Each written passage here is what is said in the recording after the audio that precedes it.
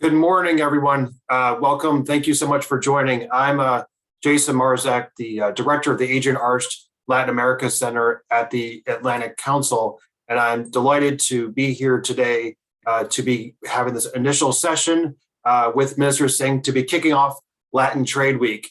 And I want to begin by thanking Santiago Gutierrez, the executive editor of Latin Trade, for the invitation, and congratulate him and the team at Latin Trade for putting on this important week of events.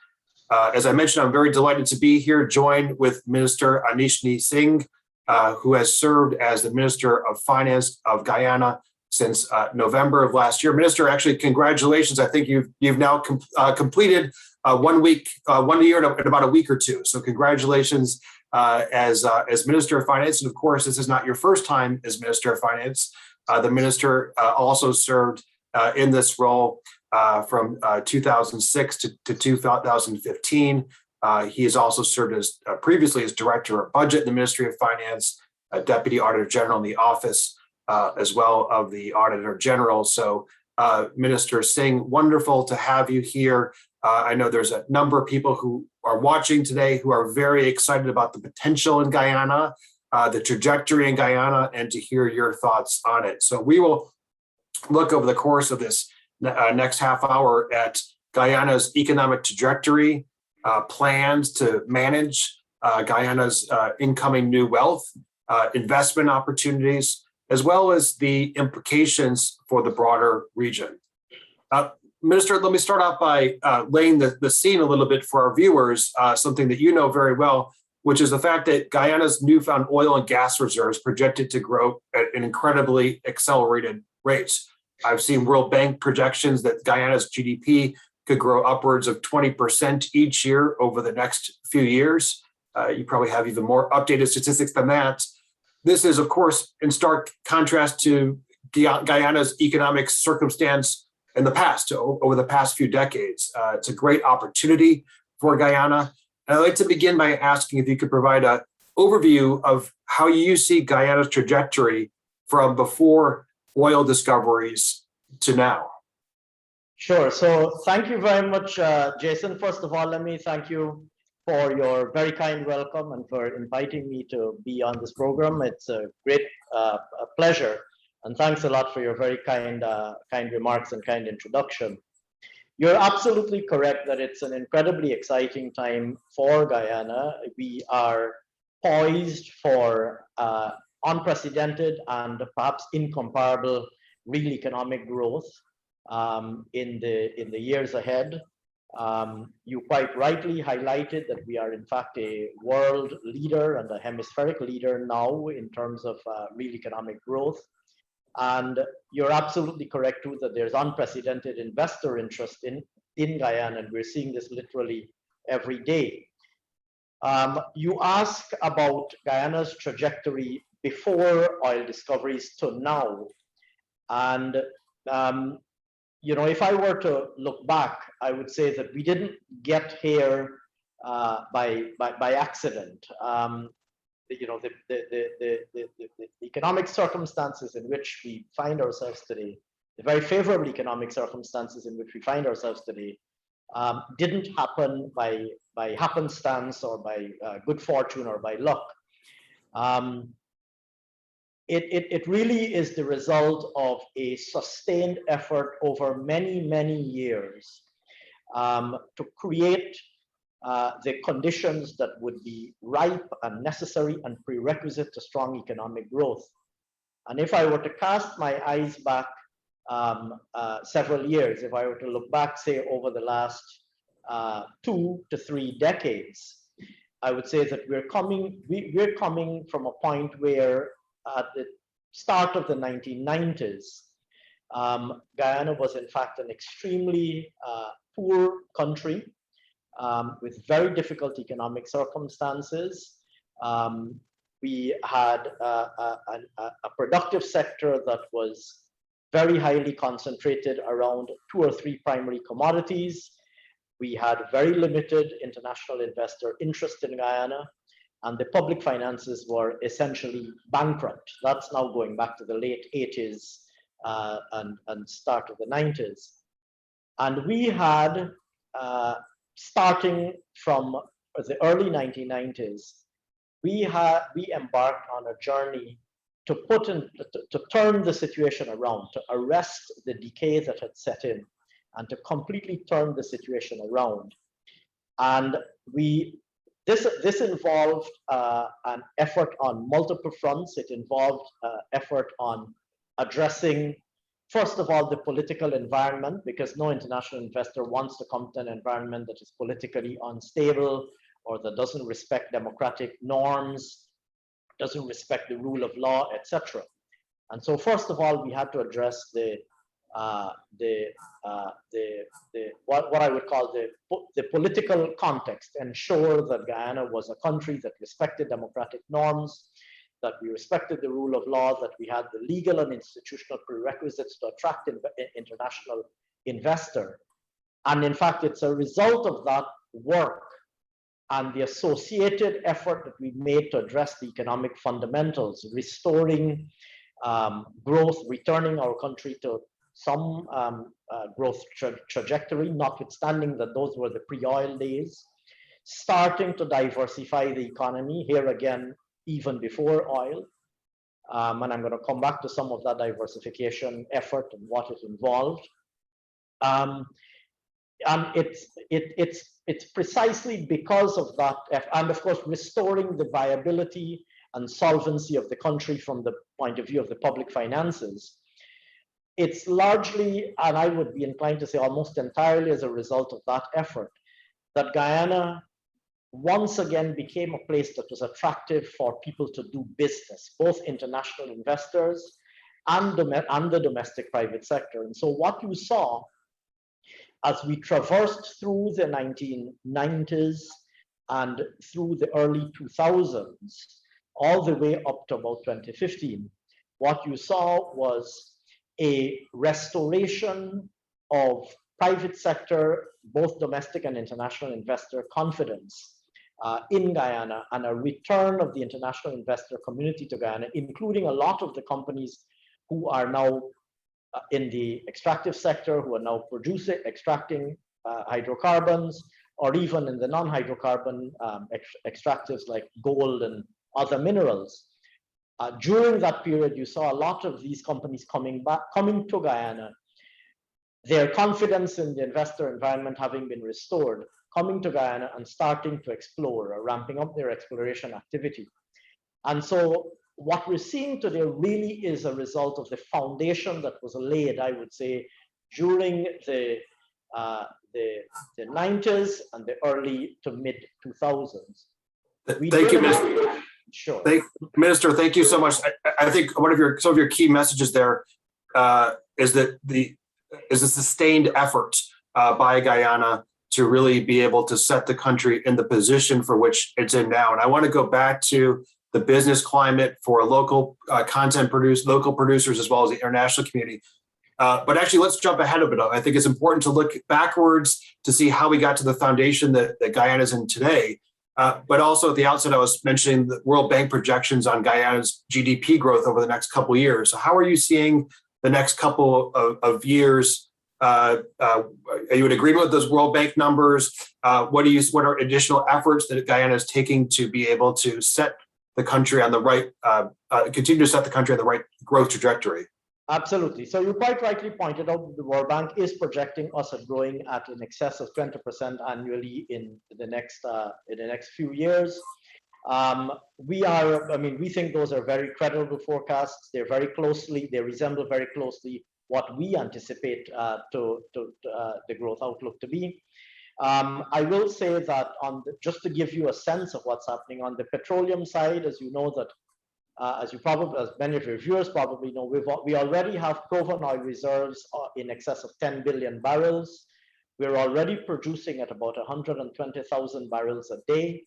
We expect during the course of 2022 for our production to exceed 300,000 barrels a day by the end of 2022, because we'll have a second FPSO coming on stream. And within the next decade, we expect oil production to exceed 1 million barrels a day, just to put the oil and gas sector in perspective. But let me also say that we recognize the importance of a very strong and rapidly growing non-oil economy. And so we're also placing tremendous emphasis on the non-oil economy. And I will mention just a few highlights of the non-oil economy.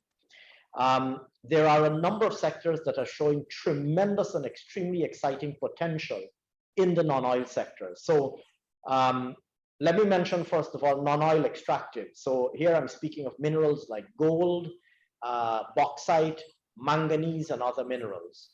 We have a number of large scale, we have at least 2, possibly 3 large scale gold mining companies who are poised right now for a dramatic increase in gold production, in gold extraction, including construction of the first underground mine in Guyana. We anticipate at least 2 of those mines to be constructed in the next couple of years.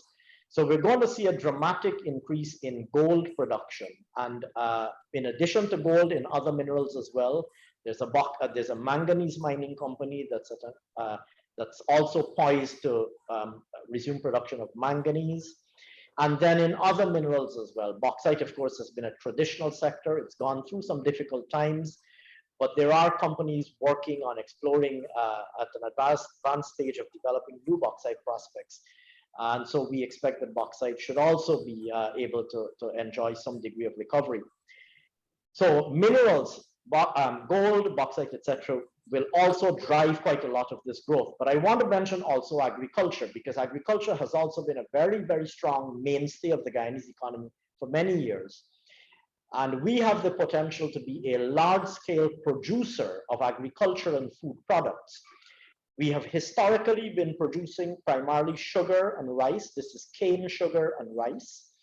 We continue to produce cane sugar and rice, and we expect particularly rice production to increase significantly because we're investing heavily in infrastructure to open up new arable land for cultivation. But in addition to the traditional crops of rice and sugar, we see phenomenal potential for new crops. And so, for example, there are currently experimental projects on cultivation of crops like corn and soybean, and we're expecting large-scale corn and soybean cultivation in the next couple of years. So that's going to take off quite a lot.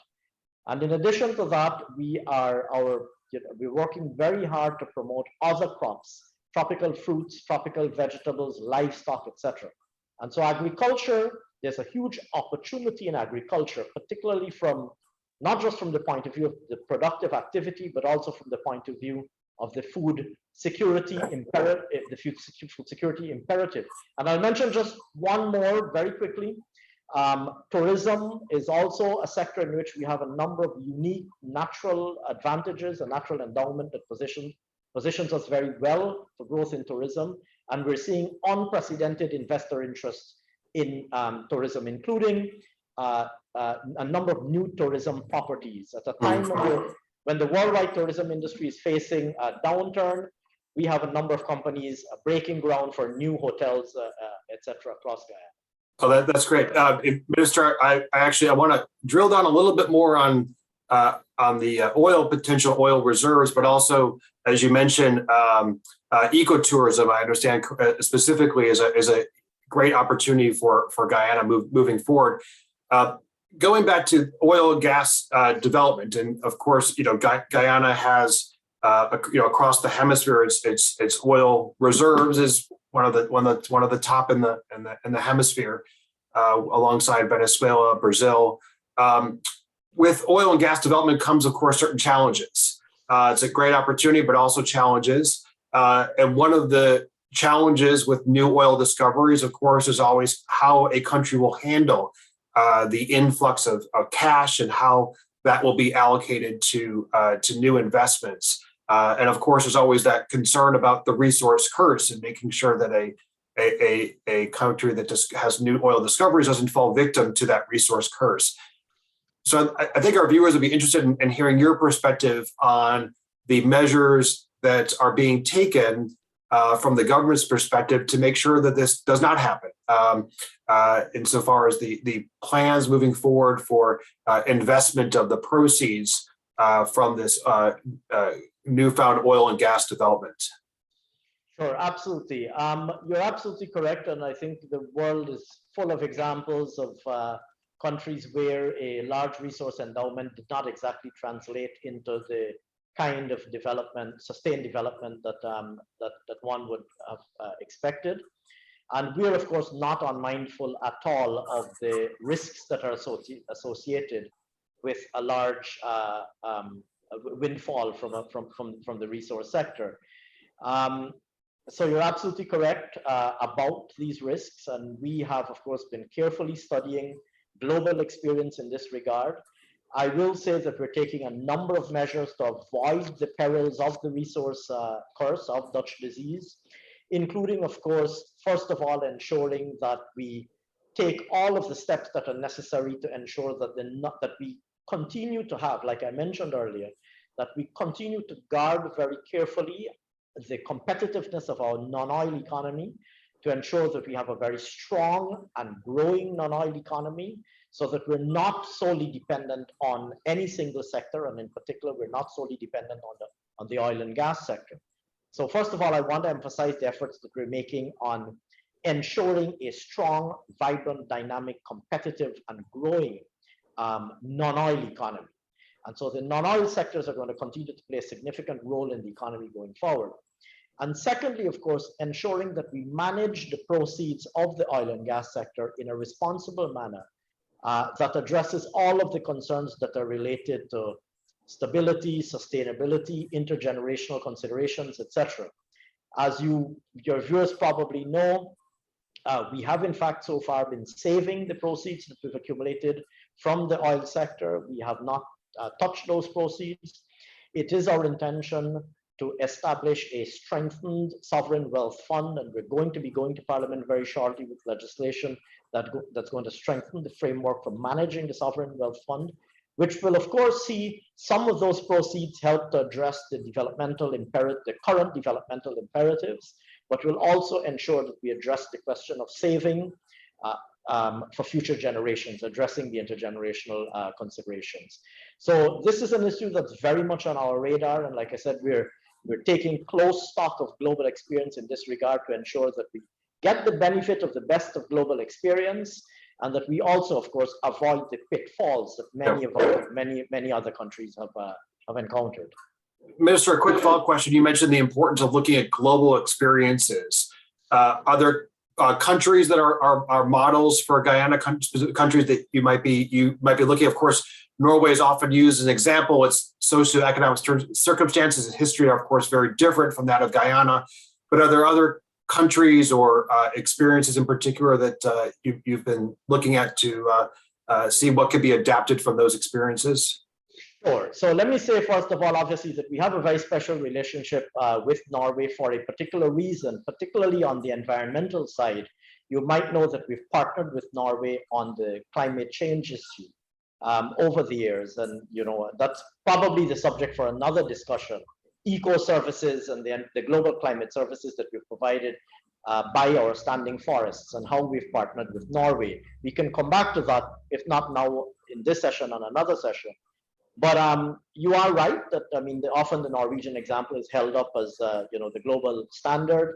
You know, there's a lot of merit in the Norwegian model, but like you quite rightly said, of course, Norway was doing this at a time when they were in a very different place socioeconomically, and in particular from the point of view of economic development. We still have in Guyana quite a lot of very strong developmental imperatives that have to be addressed in the short and medium term. And so what I would say is that why I would stop short of citing any one country as the global model that we're seeking to emulate. What I would say is that we are looking across the entire spectrum to see what worked in different countries and what did not work, and we're trying to learn and assimilate the best of the examples that are out there, and like I said, to avoid the mistakes that others might have made. So it's, you know, our approach really is to look across the entire spectrum and to look at countries who have gone through this, not just the Norways of the world, who, like I said, certainly set the gold standard, but look also at countries who went through who did this when they were in similar economic circumstances as we are, and how they approached this, and what their experience was, and what worked and what did not work. That's very insightful. Thank you. Thanks so much. I want to move on to, you mentioned before, when we were speaking earlier about the trajectory of Guyana, and you mentioned the importance of sustained attention to creating the right business climate in Guyana to be ready for this incredible moment in which the country is in. Of course, Guyana's growth is drawing new attention from companies across the world. Small, large-scale investments are needed in Guyana to create opportunities writ large at this important moment. But these are also opportunities, of course, for foreign companies to help with Guyana's economic development. We are, of course, talking as part of the kickoff conversation for Latin Trade Week. And so I'd like for your perspective on how Guyana at this moment is creating the right business climate that allows for companies to work in Guyana, both in the oil and gas sector. You also mentioned the importance of a diversified economy as well. So the steps that Guyana is taking to be able to attract those investments and ensure that important business environment to sustain those investments. Absolutely. So I'll mention very quickly a few things. One, like I said, the political and legal environment, ensuring that we are a stable country politically, a country that respects the democratic norms, universal democratic norms, that respects the rule of law, and that engenders essentially the stable conditions that international and domestic investors are looking for, firstly. Secondly, ensuring that the right macroeconomic conditions are in place, because investors want to come to a country where they know that the economy is, of course, growing. And like you quite rightly pointed out, the World Bank is projecting growth in the order of 20% going forward. We have similar projections. We're projecting growth in the order of 20% for 2021 and similarly for the years going ahead. But in addition to that, ensuring that all of the other key macroeconomic indicators are moving in the right direction. And here I speak of things like price stability. Investors don't want to know that they're coming to an environment where there's going to be exchange rate volatility or interest rate volatility or domestic price volatility. So to ensure that things like there's exchange rate stability, that there's interest rate stability and that the interest rates are favorable, to ensure that inflation is under control, notwithstanding, of course, the global inflationary pressures that we're seeing. We've been working hard to contain inflation domestically. And more broadly, like I said, to ensure a favorable a hospitable and attractive domestic macroeconomic environment. Thirdly, I would say that ensuring that institutional structures are attractive, create an environment that is attractive to do business. And here I speak of things like bureaucracy and red tape. And of course, given the rapid changes that are going through in Guyana, we recognize the need to modernize our institutions rapidly so they're better able to cope with the demands of the current economic conditions and the economy of tomorrow. And so we're working very hard also to strengthen our domestic institutions, to minimize things like bureaucracy and red tape, and to ensure that investors find when they come to Guyana, an environment that is really very easy to do business.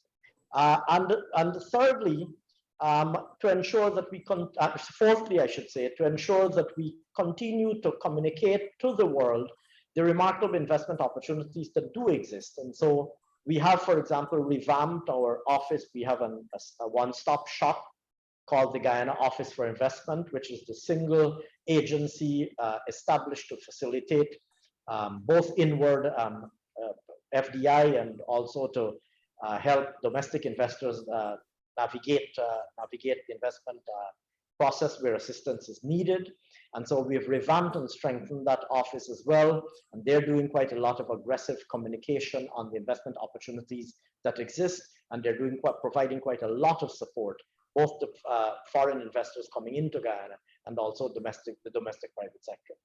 Thank you so much. Now, we mentioned, Minister, at the outset, the importance of talking about Guyana, but also what Guyana's growth means for the wider region.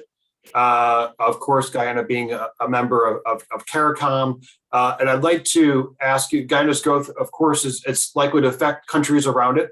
The rest of the Caribbean is slowly recovering from the pandemic, and pending climate change effects are threatening future economic development across the Caribbean. So I'd like your perspective on how you see Guyana's growth potentially helping the wider region, and also being a catalyst for potential economic development across the larger Caribbean basin. Sure, absolutely. So like you quite rightly said, Guyana is a member of CARICOM, and in fact, some of your viewers might know the headquarters of CARICOM, in fact, are based in Georgetown. And we are a founding member of CARICOM. You're absolutely correct that the remarkable economic growth that's going to be taking place in Guyana will unavoidably have positive spillovers for the rest of the Caribbean. And we're already seeing a historic level of investor interest from the Caribbean. So we're not only seeing international investors coming to Guyana, international companies coming to Guyana, but we're already seeing quite a lot of companies from the Caribbean recognizing the investment opportunities that are emerging in Guyana, that exist in Guyana, and coming to Guyana to take advantage of those opportunities. So the Guyana of today presents, of course, investment opportunities, not just to the international investor community, but also, of course, to the Caribbean, the CARICOM investor community. But in addition to that, I would say that a lot of what is happening in the Guyanese economy has also the potential beyond just oil and gas and the investment opportunities that are being created by oil and gas. A lot of what is happening in Guyana, and a lot of the economic story in Guyana has implications for the CARICOM also. Let me mention one. We spoke of agriculture earlier and food security. Right now, if you look at CARICOM, CARICOM spends billions of dollars importing food. The CARICOM food import bill is probably $5 or $6 billion, if not more, annually. And that's money that could quite easily be spent in the region, because the region has the potential to produce a lot more food than we're producing currently. And in particular, Guyana has the potential to produce quite a lot of that food. And so even within CARICOM, there are opportunities for the region, for example, to reduce the dependence on or to reduce the food import bill, the extra regional food import bill. There's opportunity for regional companies to invest in agriculture in Guyana, to increase intra-regional production and intra-regional trade in food products to help to address the question of food security, etc. And that's only one example. There are multiple examples that are bound across all of the other sectors where the developments in Guyana will unavoidably have spillovers, both from the point of view of investment opportunities and in a number of other areas that I could quite easily elaborate if. And my understanding, Minister Singh, is that President Ali has called for the removal explicitly of some of these barriers. The president sees this as crucial for broader CARICOM development. Well, absolutely, and I mean, in fact, since President Ali assumed office, he has been assigned lead responsibility for agriculture in the Caribbean. And so he is, CARICOM has a quasi-cabinet arrangement where the heads of state, heads of government are each assigned cabinet responsibility in a quasi-CARICOM cabinet. President Ali has been assigned the agriculture portfolio in CARICOM.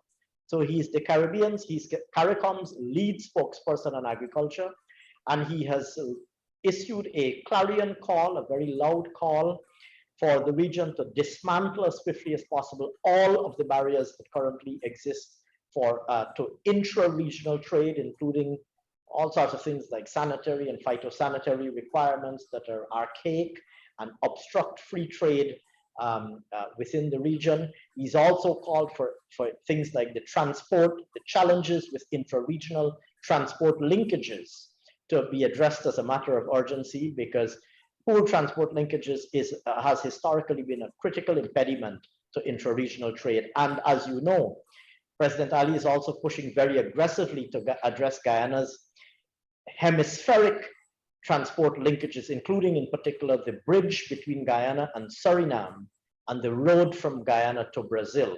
Those are two critical infrastructure projects that President Ali has been championing, that he has put on the front burner and that we're moving ahead aggressively with. Well, Minister Singh, we could probably keep speaking for another half hour. I know that we've unfortunately run out of time here, but I want to thank you for your incredibly insightful comments for this audience that is, again, kicking off Latin Trade Week. It's a pleasure to have this conversation with you, and I wish you all the best at this really important time for Guyana. Thank you very much, Jason. Thanks a lot to you, and thanks a lot, of course, to all of the viewers and participants in this very excellent event, and I wish you a good week ahead. Thank you very much. Thank you very much. And that concludes our discussion. Thank you very much, Minister Singh.